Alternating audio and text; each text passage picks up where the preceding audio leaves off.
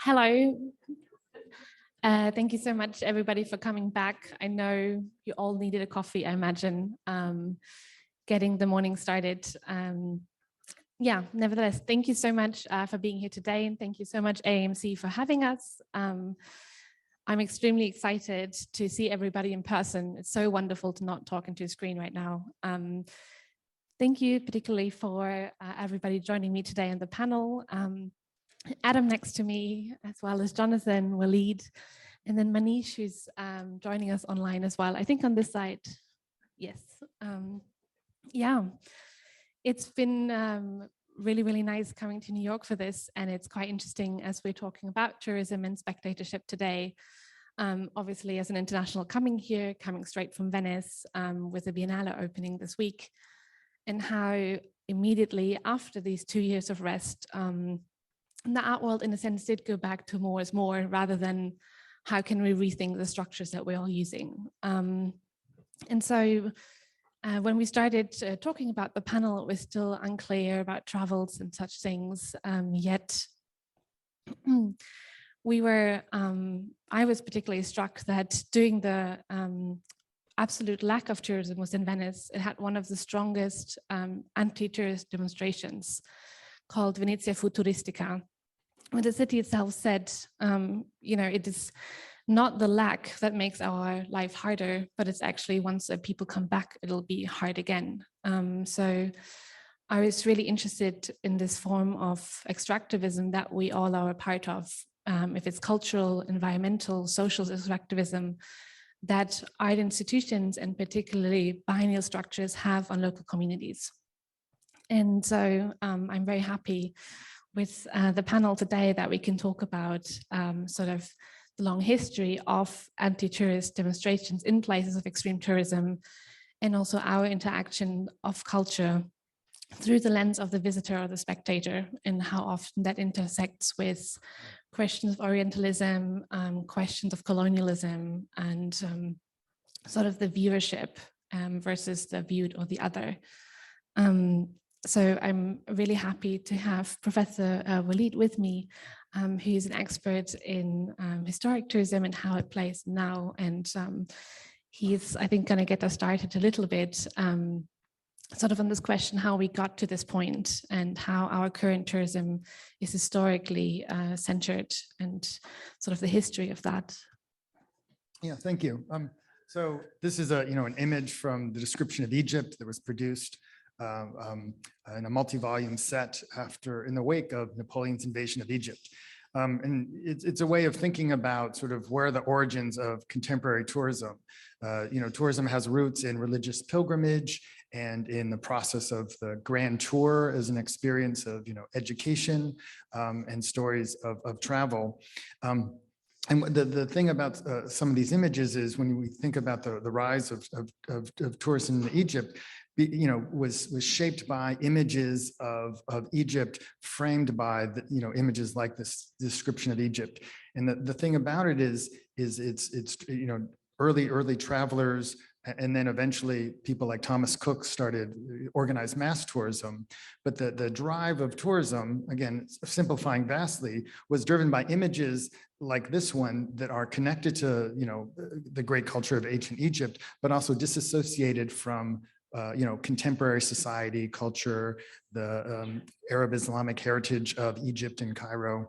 And so to the degree that tourism is driven by these markers that are not connected, that there's a separation between the object of travel and the contemporary culture, I think that is the basis of certain kinds of extractive tourism.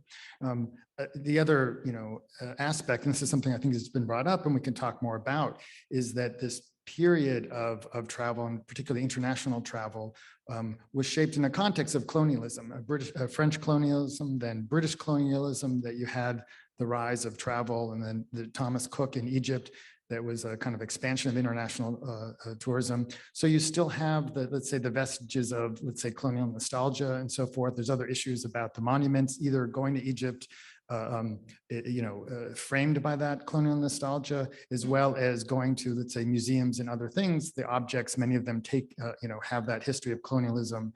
That's, I know, a big issue in museums and in objects.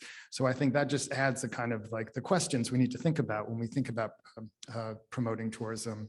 And, last 2 points I'd make. One is that to the degree that there's this separation between the tourist experience and the local experience, is the degree that I think there's the more extraction. So one thing is trying to engage tourism in places that's connected to local, let's say, local culture, local cultural production.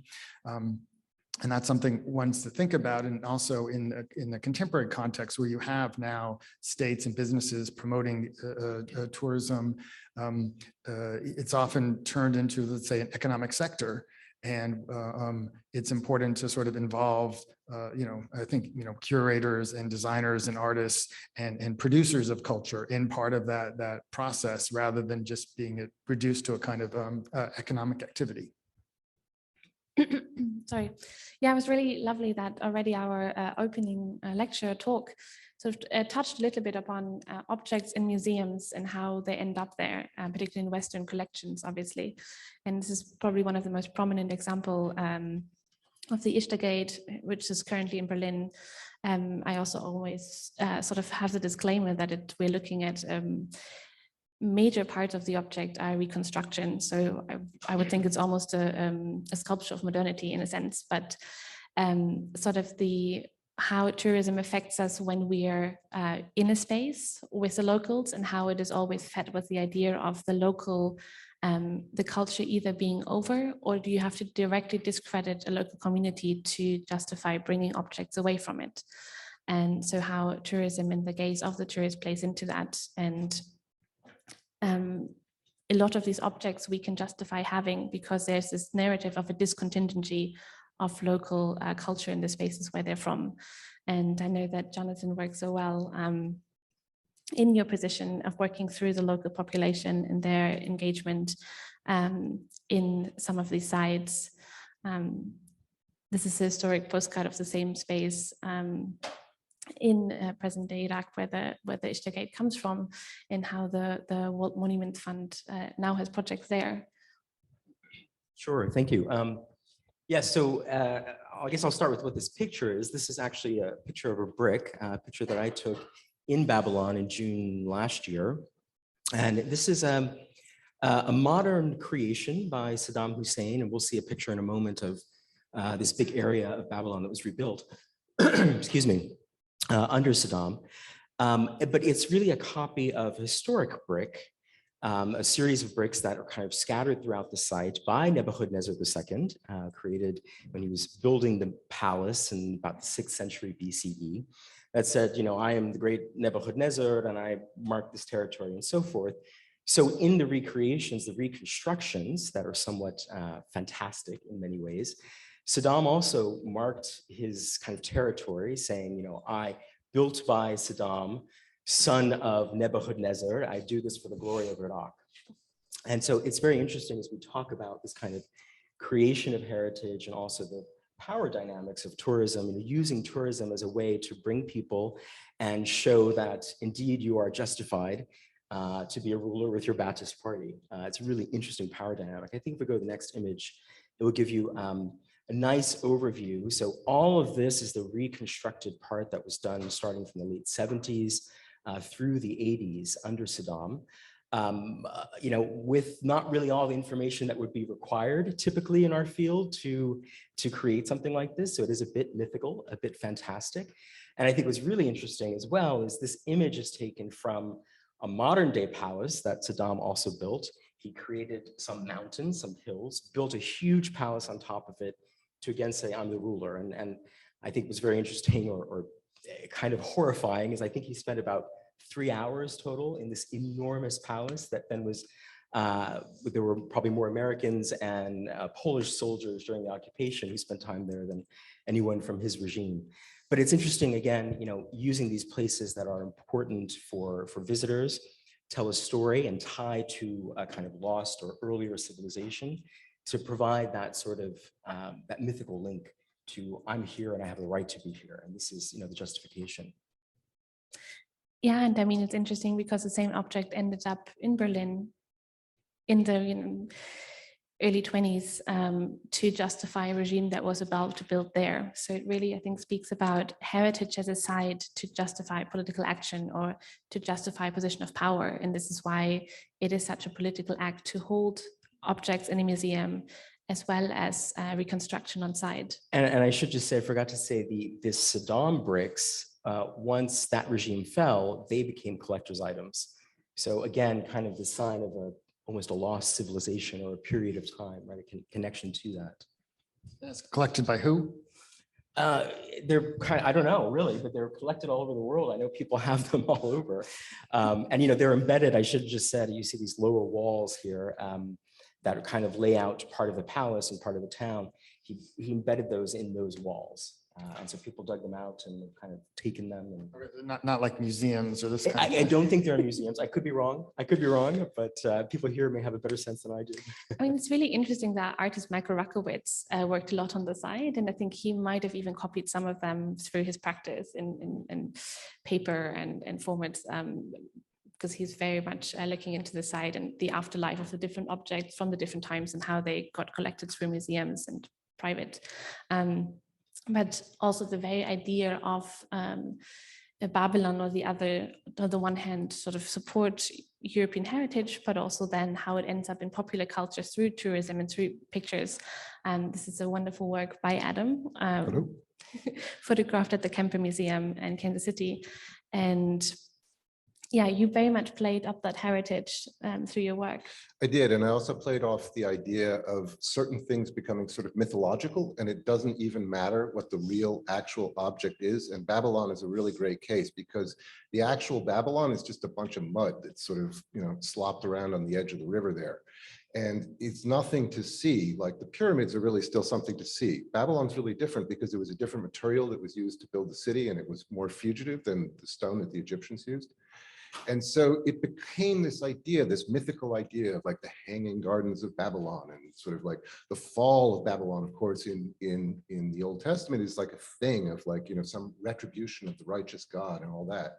And so this painting is from a D.W. Griffith film that he did after he did his horrible racist screed.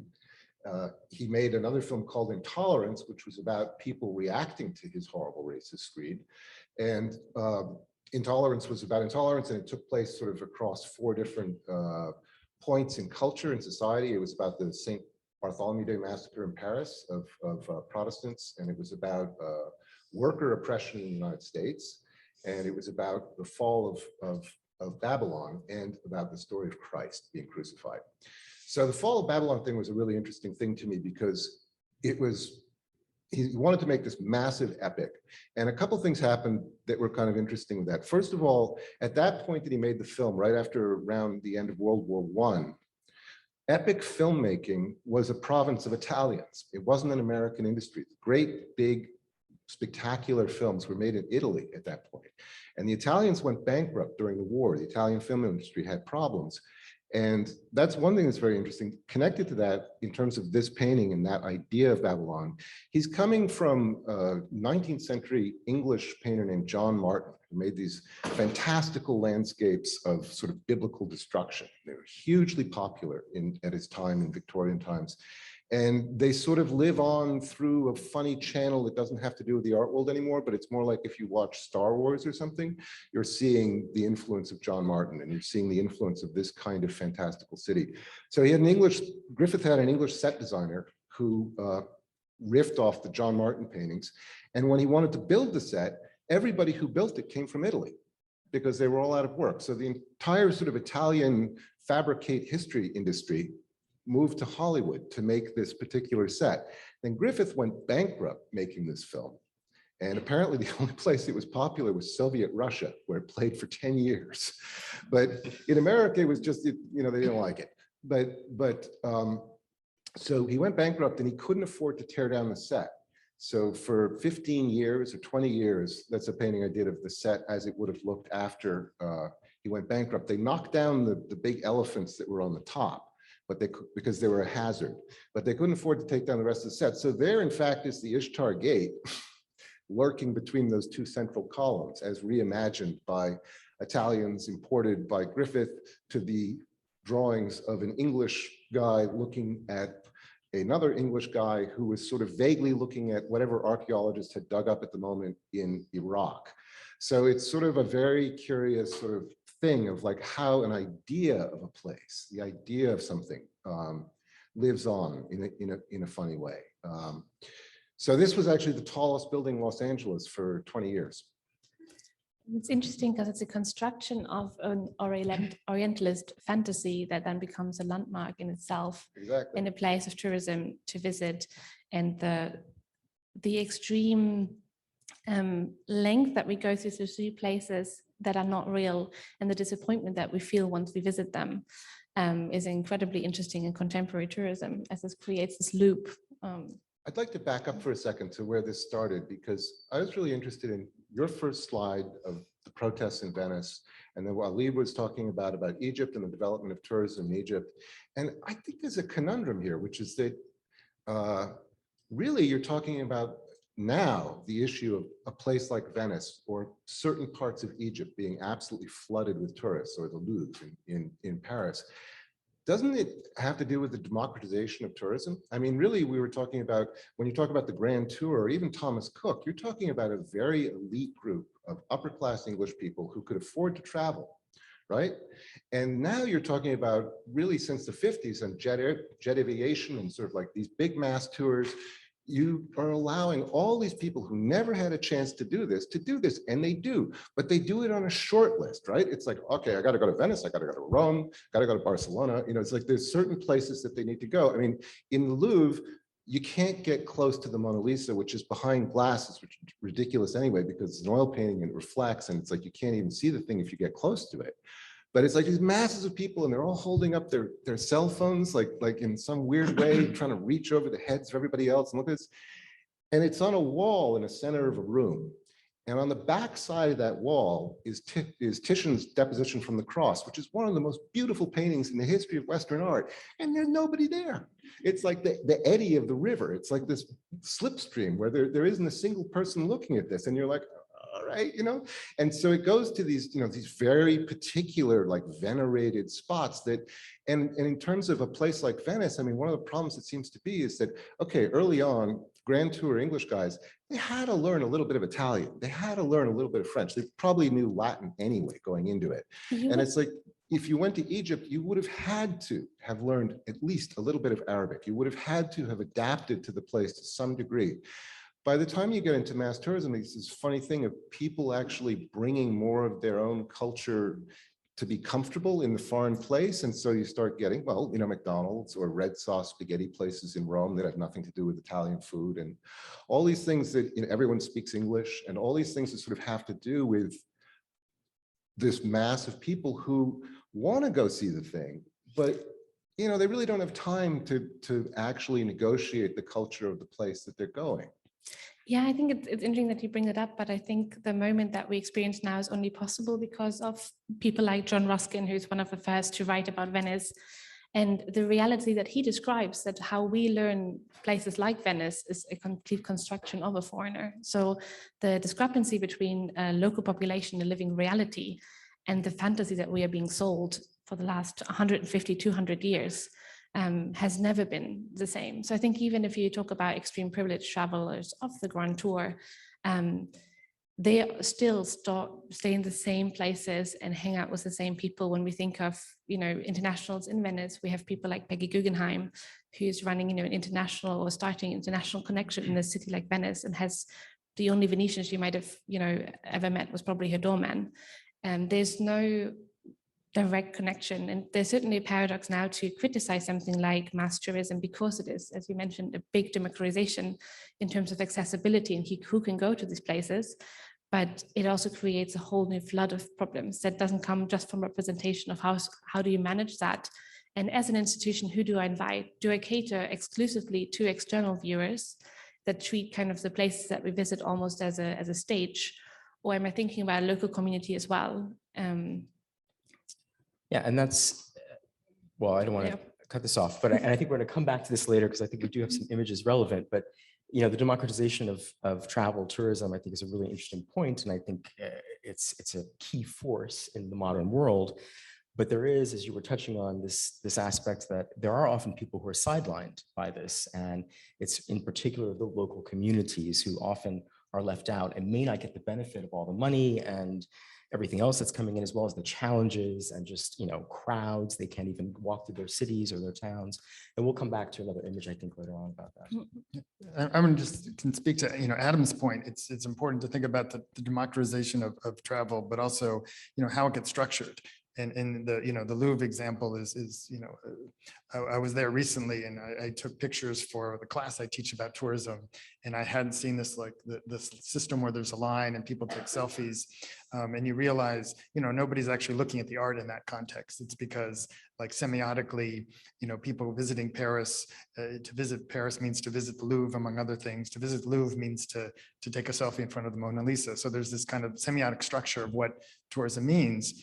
Which is different than the idea of, you know, I had that same experience. You just go down the hall and you could see all sorts of, you know, wonderful art, and that nobody's looking at it because they've spent so many hours, you know, doing this kind of, you know, tourism thing. So I think part of it is the cultural experience of travel. So the democratization, how it's happened in a way that it's sort of like created these nodes of attraction that semiotically, that's what it means to travel, as opposed to a broader sense of, you know, engaging with the art and the culture and exploring things. You know, there's studies about, you know, visitors going to museums that if to the degree that they spent more time on the website and planning their visit, they became more satiated too quickly, in the sense because they were just seeing the things they expected to see, rather than going to explore and engage and sort of discover things that they hadn't been aware of, or that they saw that they had to notice by being in front of the artwork. Absolutely, Wally, but I think that's absolutely what it is when you go. But what's kind of funny about that is that this form of modern mass tourism, and also you have to throw in the fact that there are just so many damn people in the world, so that the volume for a place like Venice, which is built for what, 200,000 people, the city of Venice, and how many visitors does it have a year? And we're now at over 200 million. Okay, think about that for a second. That is an exponential number beyond what that city's carrying capacity is supposed to be. But Waleed, the funny thing is that doesn't it sort of take on an aspect back to the idea of religious pilgrimage, like that, you know, because that was mass tourism before. It was the only, you know, people traveled all over the place. They still do, to go to religious shrines and pilgrimages, and this kind of has this funny echo of that, right? Because you go to Paris and you see the Mona Lisa. It's like almost a devotional act in a way. And then once you've done that, you know, you go get lunch. And the actual rest of the Louvre is not part of that idea of that pilgrimage. Venice is small enough that you just go to Venice for a couple of days, you wander around and you get extremely overpriced bad food. And then, you know, you leave. So I don't know. It's just strange. It seems that it does take on this. It's through a cultural matrix, but it is taking on a kind of religious pilgrimage quality in a certain way.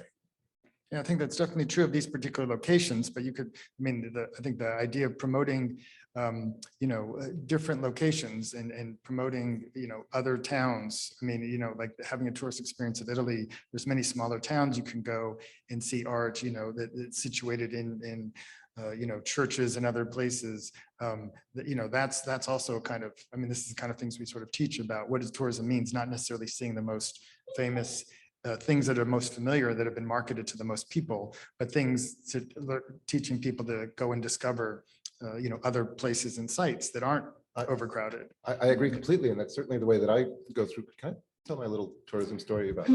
I would maybe just, because we can't see Manish, so I feel a little bit strange to leave her on the side. Yeah. But yeah, we can maybe jump through this to just talk a little bit more about local engagement and then come to that. Let me just see, because one of the main sort of statements that we always talk about is the Bilbao effect, where we build a museum in a neighborhood or in a setting that was slightly undeveloped. And, you know, I think Bilbao effect was long sort of this positive effect of revitalization, which only now comes around to thinking about things of gentrification, thinking about sort of displacement, what's the actual benefit for a local community. And it's been really wonderful as Manish had the Venice Pavilion for Britain at the last architecture biennial and worked a lot on sort of privatization of spaces in London. So maybe that's a good jump to get to that a little bit.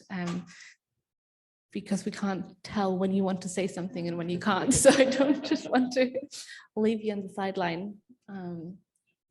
Yeah, I hope you can hear me, and I'm sorry I can't be there in person with you, but yeah, it's been a really interesting discussion to get to listen into from here. I'm actually in London, but I think the topic of tourism, I kind of wanted to also look at like kind of who is culture for. And it's something that's been preoccupying a lot of the curatorial projects I've worked on in the last few years. I think, so Amelie, you mentioned that together with my business partner, Madeline Kessler, we curated the British Pavilion at the last Venice Architecture Biennale. And it was, I mean, it got delayed by a year, but when it ended up happening, it was a really interesting experience to think about who comes to Venice for the Biennale and how do we make an exhibition that isn't just for architects? One fact that was really interesting that we learned when we, I guess when we first got the commission was that the biggest audience after architects that visits the Biennale is actually Italian school children. But I don't think many architecture curators think about that when they design their exhibition. And there's like a kind of discrepancy between the local audience and then the kind of global audience that comes to Venice to see these biennales. But maybe before that, I'll just quickly talk about the image on screen, which is the project I'm working on at the moment for a new South Asia gallery in Manchester. And it's a partnership project between the Manchester Museum and the British Museum. And it's a really interesting project because it's co-curated by over 30 local South Asians and South Asian enthusiasts and researchers. And it's about, so the design of the gallery is by Studio C102 and Mobile Studio Architects, but I've been working with this collective of local South Asians to really think about how their lived experience and the stories they want to tell can be translated into a visitor experience. And there's a huge South Asian diaspora as a result of like kind of British colonialism in the UK, but they often don't see themselves reflected in contemporary culture. And it's been a really interesting project to think about how to change that, but also how they can really frame how their culture is represented, and how this can be the beginning of a much bigger project to get more of the diaspora to shape the contents of museums. But then on the next slide is an image of the British Pavilion in Venice. And this is like really, I mean, I chose this image because you can see a little bit of the installation, but you can see some of the interpretation, which is in 2 languages, but also because we were thinking about the local Italian visitors as well, but thinking also about how to simplify the language that's being used and ensure that it's like, that we weren't using architectural jargon and we were actually going to reach the widest possible audience, because we were worried that so many people wouldn't visit Venice this year last year because of the pandemic. But actually, I think the Biennale last year was the most visited Biennale because so many different groups of people came to visit it. Like the Italian government gave Italians funding to go and explore their own country and travel more as a way to boost tourism. So it was a kind of local tourism that hadn't existed before. And so while we were in Venice, when we finally got to go, we met all of these non-architects visiting the Biennale for the first time as a result of this government support. And it really changed, I guess, the dynamic of who visits these exhibitions, and maybe questions like who the audiences are for some of these cultural exhibitions. Yeah, I think it was a really interesting moment in that sense that because there was no mass tourism, all of a sudden there was sort of a breather for local communities to actually look at their cities again. And when we talk about places like Italy, Spain, France, particularly in the South Coast, where we have an almost colonization through extreme tourism that completely replaces local communities and sort of Disneyfies or creates a Disneyland for visitors. So I think it was really interesting that with your architecture contribution, you were kind of thinking about the theme in London, but then also you were creating this pavilion in a city that suffers so extreme under such circumstances. So, and then to have a local audience in that sense, I think was really incredible for a project like that. Yeah, sorry, I think the two images were the wrong way around, but it's still really nice. But maybe we are keeping with Italy to come back to, oh, sorry, we're jumping a little bit in the geographical spaces when we talk about reconstruction and how to kind of construct almost a facade for international and locals and which side of heritage we want to showcase through tourism. Maybe you want, yeah, it's an extreme example. Yeah, I mean, just as an example, I mean, this is a aerial photo of Beirut from a few years ago. The part that was the port blast was, let's say, below this image, but you can see sort of in the downtown center, this was in the, through the legacy of the civil war in Lebanon, much of this area was damaged and destroyed and depopulated. But in the reconstruction, it's kind of like a tragedy in the sense that it was reconstructed in a way that is very, elegant, but was not but what the consequence of it is sort of like became devoid of, let's say, a space for cultural life in terms of communities from different places and communities interacting. It became much more of a kind of even less of not even a business downtown, but more of a kind of a real estate area for speculation that was driven by capital from abroad, from expatriates, from people from the Gulf. There was high-end shopping, but it wasn't a place for the cultural vibrancy that you would want from an urban area. So much of the sort of, let's say, the places of cultural development and art, and even many of the more interesting sort of galleries and things like that take place in different communities. It's sort of edges of parts of the city rather than sort of in the downtown and the heart of it. Yeah, it plays so much. I mean, we are all now in the city of New York, where we also see, where can new things emerge and where is it very much only possible to even exist or access if you're already established or if you're part of a large institution, and how can institutions sort of make space for that, to have both sides of having space for a grassroots movement, for local cultural production, for smaller emerging practitioners versus sort of catering towards blockbuster, large exhibition and sort of high brow, high class sort of audiences that come often with tourism. So Beirut certainly is very extreme through the construction, but do you think that there's a rethinking about how this can function in the future, or? I mean, there's efforts to. I mean, there's urban designers and urbanists and things like that who really, they're dealing with a whole set of problems in terms of financial collapse and dealing with energy and dealing with the refugee crisis of Syrians and many different issues. But I think there's efforts to rethink even just like the public, and that there should be public spaces. Much of the urban green space was all taken over and again turned into high-rise apartments and this kind of thing. Again, not even for local people, but for to be people owned abroad would own these apartments. Again, it's a kind of like a real estate thing. So yes, there's definitely that the effort, but I think politically it becomes a political problem, and I think many other places probably have more opportunities in terms of the politics. I think there's another challenge too, which is you mentioned the prospecting and whatnot, which we know is happening quite heavily in Beirut. And that means that a lot of historic properties are being demolished and we see high rises going up in their place. So there's a challenge and even a risk perhaps of losing a bit of a sense of place that, that architecture and historic places, squares and so forth really imbue on a locality. And that's one of the challenges. We're actually working with some local partners to try to create an inventory of historic places that could then be officially protected, because without that, it will have a very different look in a few years. And that's already been happening for the past 10 or 15 years, right? You're talking about Beirut? You're doing that? Yeah. Waleed, are those parking lots? Where are you? Like above the green there? Is that a parking lot there? Looks like two parking lots. Yeah, it looks like two parking lots. And also curious about the Lower left. The open space behind the sort of spider web reconstruction there of central Beirut. which, sorry.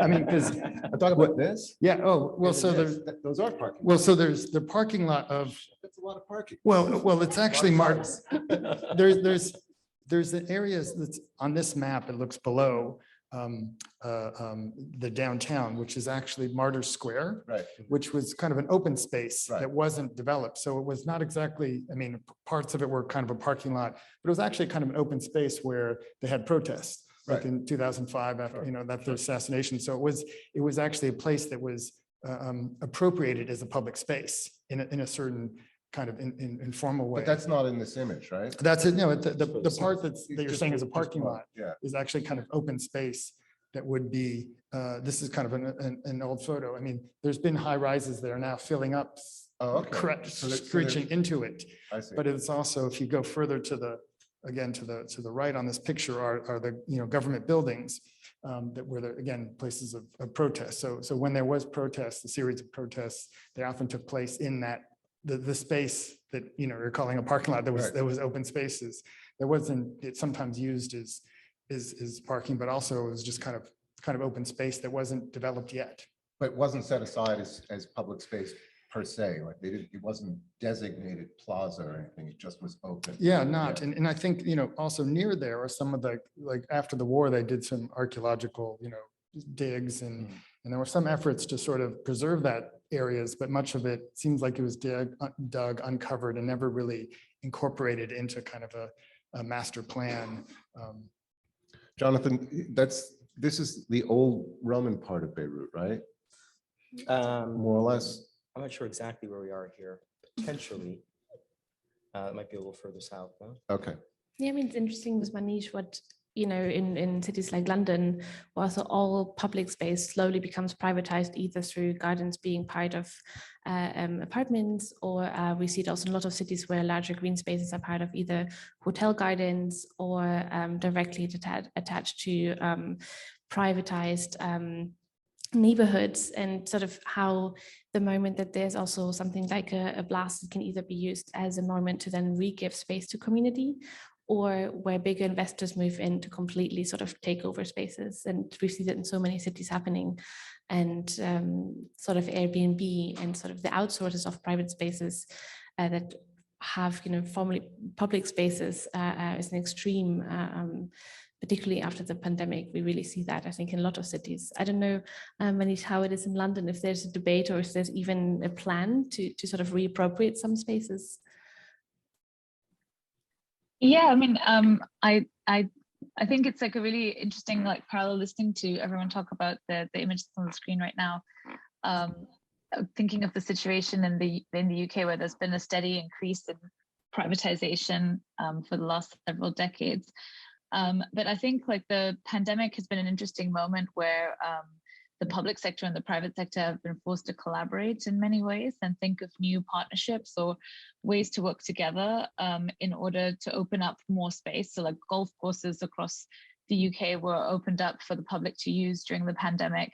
And a lot of those have now been converted into, or some of them have become parks versus, like, and some have gone back to being private golf courses. But a practice that worked on our team for the Pavilion Public Works has been doing really interesting work around citizens' assemblies and thinking of, like, bottom-up forms of democracy for people to take over gap sites in the city and turn those into, I don't know, community gardens, collective kitchens, adventure playgrounds, and looking at the loopholes in policy and the system that enables some of that to happen in a collective way, as opposed to it just all land being privatized and then it not always being clear what you can or cannot do in those spaces.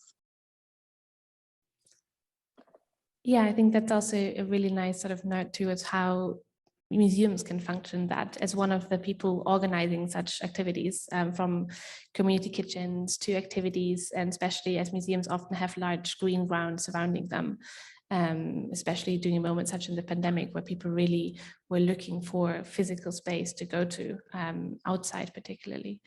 But maybe we're also talking a little bit more about sort of local engagement versus sites that are prepared towards tourism. I know this is one of the projects that you were working on. Yeah, this is an image of Teotihuacan outside of Mexico City. So this is a site of, quite honestly, a civilization we don't know very much about. It dates back to about the 6th century, Common Era, and then was kind of reused by various folks and talked about, including by the Aztecs.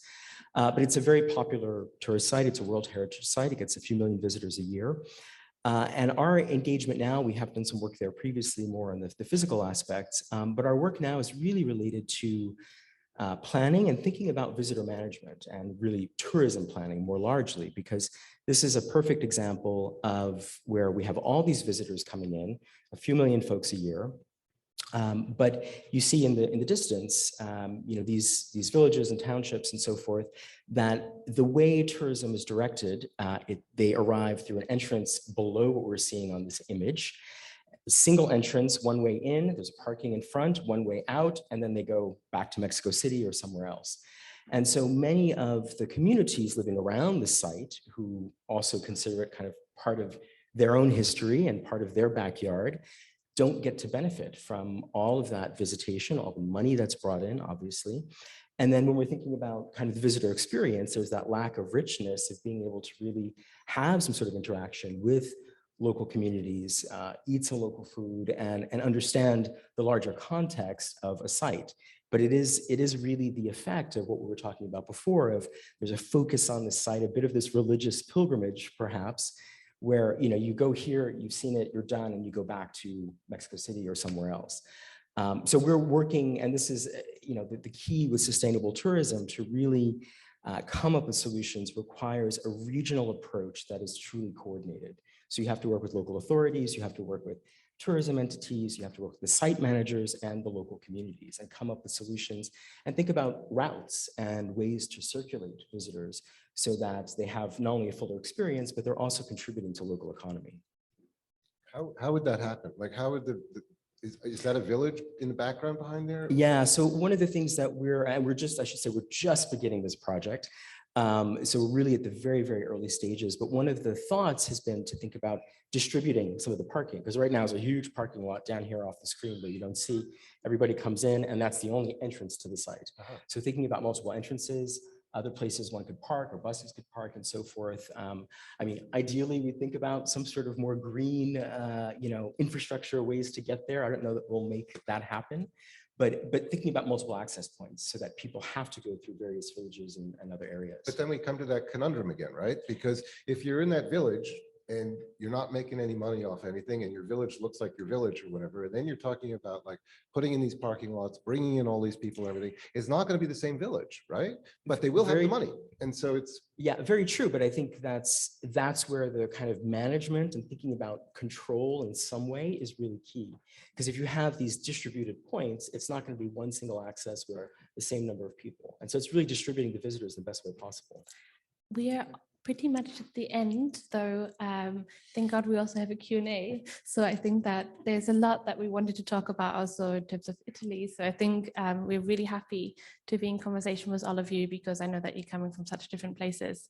Yeah, and to keep chatting that way. So please feel free.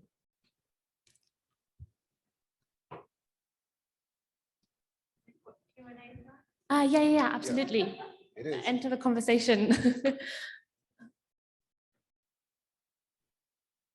Hello again, I'm Mary Ann LaMonica, and I actually live in Miami now. So, you know, Saturday and Sunday mornings walking on South Beach, we are often confronted with a huge swath of the beach being taken over by tents and other stuff that moves in for fairs, food fair, art fairs, polo, and all that stuff. So I'm very familiar with what that means, and sort of communicating to the local community that all of that, which is disturbing one's everyday life, is contributing to the tax base, which helps the community thrive. But that's a hard message to deliver. But anyway, my question is really about, actually, I'm glad to see the pictures from Mexico, because I was thinking about that in terms of how the local community benefits, and thinking about visiting Venice and walking through those wonderful streets and seeing, you know, little pieces of glass and then being told, oh, a lot of that is not made in Venice anymore. It's coming from China and other places.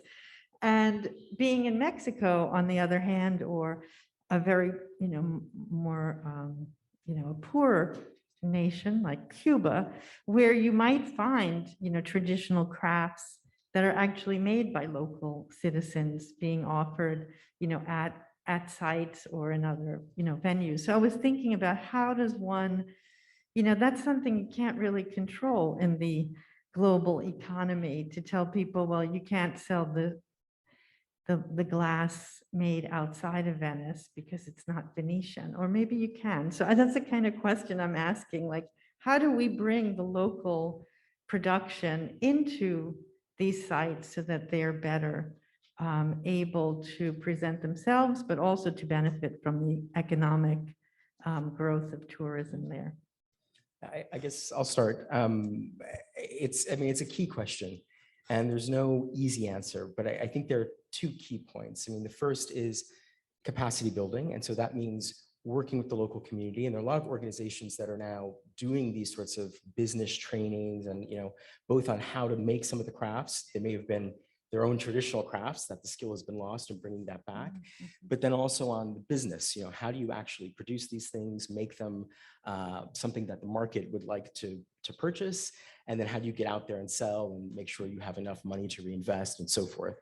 So I think that's one key piece, but then I think there's an education piece on the visitor side, that if you want to contribute to some sort of sustainable approach and contribute to the local communities, then you have to kind of be looking and think about or try to understand which things are made locally and which things aren't. And it's a real challenge, and it happens everywhere. This happens in Cambodia too, where once everybody started going to visit Angkor, it wasn't the locals who put all the stalls up. It was folks who came in from just Siem Reap outside, or even Phnom Penh. Yes. And because they had the business savvy. So you've got to provide that savvy locally, and it's a long-term commitment, quite honestly. Thank you. Thank you. Yeah. Oh, maybe also on the example of Venice, for example, where 2017, when Mark Bradford was in the American Pavilion, he had this beautiful pavilion, and on the side, he had a training program in the local men's and women's prison where they had a craft, and then he set up a shop that's still open. And for the last 3 years, you could buy something made by a community, and it was a direct positive impact of the Biennale that has been long ongoing. So, you can also, he knew about models such as from the US, and he brought it to Venice, and it's an incredibly beneficial thing because all proceeds go directly to the prisoners. So in the moment that you get out, you actually have a little cushion and don't have to go back to a precarious situation again.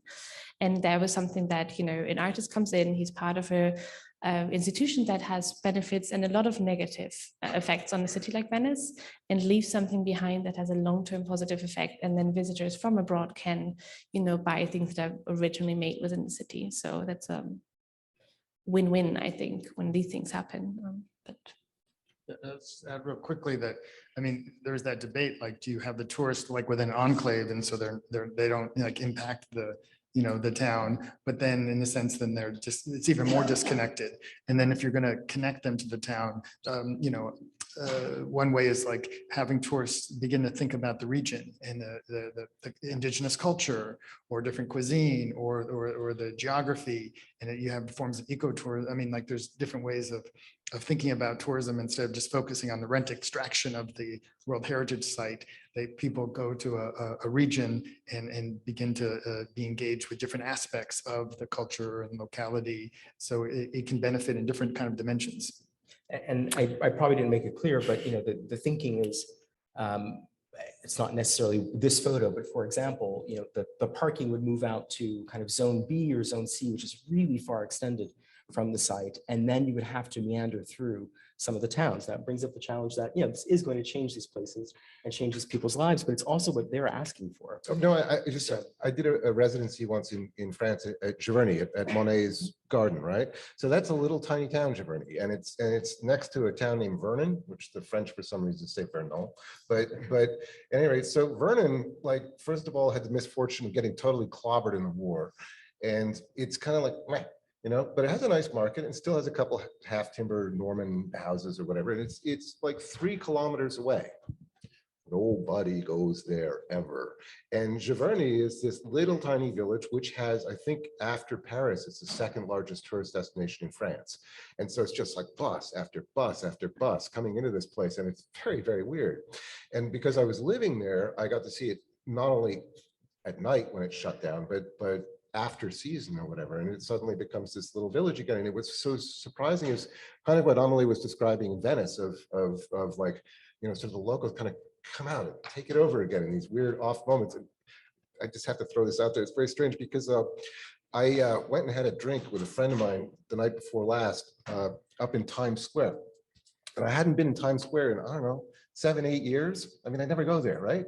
And New York is like a super touristy city. And it's like, it was just such a weird feeling of going in my own city to the tourist part of my city and being a tourist in the tourist part. And it was just, it was like, huh, this is so strange. This is like, I live here, I've lived here for decades. And I'm a complete tourist in this moment, in this place. I'm a tourist watching the tourists be tourists in my city where they're not actually going to my city. And it's like, all right, this is kind of meta, but you know. Yeah, I have a question from our virtual audience. We would like to hear a bit more from Manij. Is there anything that she wanted to contribute to the discussion or anything you wanted to add?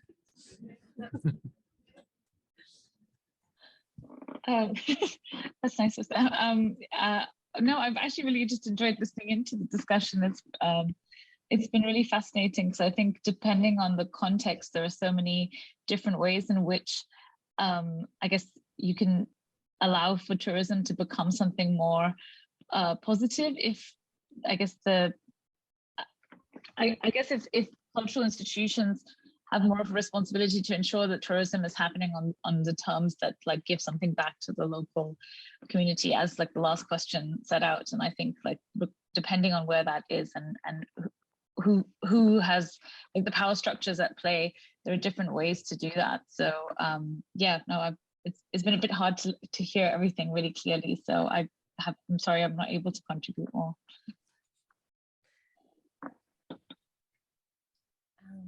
Are there any other questions? I feel like we can probably chat on forever, but I don't want to take over the room. So I'm happy to hear from sort of the location of your museum or institution, or how much your audience development is based on local community versus international. Okay. Hi, I'm Mark Scala. I work at the Frisch Art Museum, which is a non-collecting museum. And so we bring art from all around the world. And the questions that we're asking ourselves more and more have to do with tourism, cultural tourism, and environmental sustainability, and DEAI, and all the things that we're all talking about. We're all sort of heirs to imperialism. You know, the idea that if you can't go to Rome, you can't go to Egypt, we'll bring it to you. And that makes it more democratized, and even that idea that travel is democratized these days. I mean, still a very small number of people can just fly off anywhere in the world to see things. And so so museums become surrogate tourist sites, or tourist sites themselves. So I posed this question to our board recently. If I had been offered an exhibition of Benin bronzes a decade ago, I might have said, yeah, I'm going to jump on that if it's from the British Museum, of course. And now I wouldn't touch it with a 10-foot pole. It would have to be repatriated. You know, we would work with Lagos, we wouldn't work with London. But then your costs go up, the cost of travel goes up, the cost of crating, everything goes up. And in a time when we're all thinking about environmental responsibility and climate change and the carbon footprint, you know, how do we reconcile all of these things in the context of cultural tourism? That could be next year's conversation. Well, I'm just kind of curious, does anybody know what the British Museum would have if they actually repatriated all their objects? I'm just throwing it out there. I think they'd have what, like an Anglo-Saxon dagger they dug up in a field, or? So I think it's a fascinating and so important question. It's one of the things that we're trying to deal with some of the places where we work. And one of the answers that keeps coming up, I don't think it's the only answer, but it's perhaps the easiest, is this idea of establishing and supporting more aspects of virtual tourism. So how do you bring into people's living rooms, onto their laptops, or perhaps in the museum or somewhere else, an experience that, for other reasons you decided not to bring, physically? Like many cities in this country, we have an immersive Van Gogh exhibition now that doesn't do anything for anybody's sort of desire for authenticity. But it's as you said, it's while travel is somewhat democratized, there's so many people who can't. So is that better than not having any experience at all? I don't know. We could debate that. That could be another topic for another year. But I think that that's where a lot of people are turning their attention, is to some sort of virtual experience. And you talked about DEAI as well, because that can be subtitled, that can be dubbed in multiple languages, all sorts of things that also provide access that you may not be able to provide in other settings. It's not the solution, but it's one approach, I think.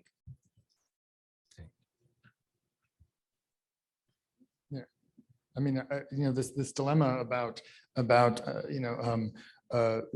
mobility and globalization, like we spent several decades sort of like thinking about being a more, global civilization, more connection, more travel. And now we have this kind of the limitation of climate change, and how that model, now needs to be kind of rethought, and how much of it's virtual, how much of it's also kind of distribution in terms of, having different institutions spread out in different parts of the world, and different sources of knowledge and knowledge production and curatorial skill, that's not just concentrated in these, places of former empire, but in other, parts of the global south and in other places. I think your response is feeding into what will be a bit of an inarticulate question, but I'm thinking about tourism of trauma and what seems to be rising. I mean, of course, we have the Holocaust and how some of the concentration camps have been used as tourist destinations and how that's been managed. We're talking more about the South, plantations. Now we have the Legacy Museum, which brings, my point is some of these things have been thought out about economic development for those sites. And so just the way that we use Documenta, which was also a site of trauma, to bring in also dollars, it's a bit jumbled is where I'm going with it. I don't have an articulated idea specifically. Just to say that there is a history about how we use sites and tourism. And some are World Heritage sites, as you've mentioned. Others are just sites of their sites. They're fraught, and yet we utilize them toward many different ends to be aware for economic development, for spaces that are simply dying. And what is the ethical line there? And how do we manage that? So I think it's a much broader question that we're all somehow implicated and involved in. I have an easy answer. It's not easy to actually make happen, but for me, the answer to that is you have to engage either the local community or whoever the stakeholders are for these places. And in many cases, they want this sort of development of tourism, of storytelling, because they want to tell that story. So for instance, we're now working at Kinchela Aboriginal Boys Home in Australia. And this was one of the most abusive, I mean, it was just known for being a horrible place for the stolen generations, for boys who were taken from their families and raised there and really abused horribly. And it's the survivors of the last living survivors who want to develop this place, to be able to tell their story, to make people to realize not only what happened, but it's also healing for them. In many cases, their own children and grandchildren don't know they went through this because they could never talk about it. So I think if we engage the right community, the right stakeholders, we can find an answer that works for everyone and also really distributes the benefits of what tourism can bring, and hopefully in some way mitigates the challenges. Okay, I think we're out of time, but thank you so much. Also, yeah, please join later.